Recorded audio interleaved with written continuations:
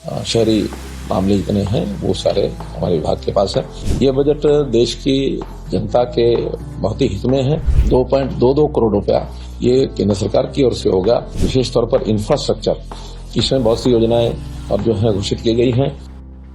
केंद्रीय बजट पर केंद्रीय मंत्री मनोहर लाल खट्टर ने कहा, वित्त मंत्री द्वारा कल 2024-25 का बजट पेश किया गया है। ये बजट देश के हित में है, लोगों के हित में है, समाज के हर वर्ग के हित में है। खास करके महिलाओं और किसानों के हित में कई योजनाओं की घोषणा की गई है। इस 2024-25 का बजट, जैसे अपने को पता है कि चुनाव होने के कारण से 2 हिस्सों में ये बजट का पेश हुआ है। पहला हिस्सा चुनाव से पहले हो गया था, कुछ महीने उस बजट के हिसाब से अपने काम चले हैं और उसी के कंटिन्यूएशन में अब बजट का जो दूसरा पार्ट है, कल वित्त मंत्री जी ने जो घोषणाएं की हैं, जिस प्रकार से वो पेश किया है, ये बजट देश की जनता के बहुत ही हित में है, समाज के हर वर्ग के हित में है।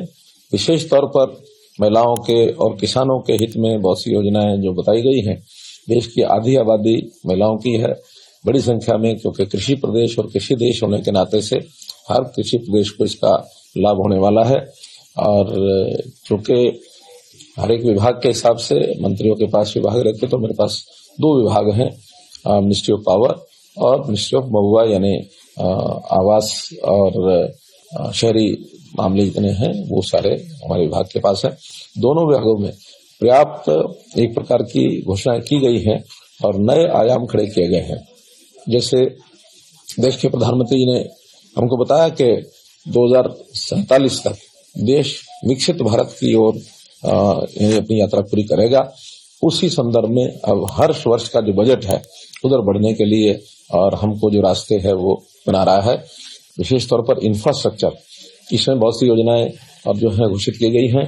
अगर मैं शहरी क्षेत्रों में बात करता हूं तो जो प्रधानमंत्री आवास योजना, अर्बन में 1 करोड़ नए मकान ये बनाने की बात कही गई है और जिसके अंदर 10 लाख करोड़ रुपए का इन्वेस्टमेंट होगा। 2.22 करोड़ रुपया ये केंद्र सरकार की ओर से होगा, बाकी कुछ स्टेट गवर्नमेंट्स लगाएंगी और कुछ अन्य इन्वेस्टर जो है उसमें लगाएंगे, या जो बेनिफिशियरीज हैं वो उसमें अपना पैसा लगाएंगे। तो इस प्रकार से शहरी क्षेत्र के अंदर 1 करोड़ मकान, ये इतना बड़ा टारगेट ये पहली बार ये किया गया है। तो इसी प्रकार से जो बड़े शहर हैं उसमें 100 बड़े शहरों को पेयजल आपूर्ति, पानी का निष्कासन, सीवरेज और सॉलिड वेस्ट मैनेजमेंट के प्रोजेक्ट्स, ये सब भी घोषित किए गए हैं ताकि शहरों को इस प्रकार की सब सुविधाओं से आगे बढ़ाया जा सके।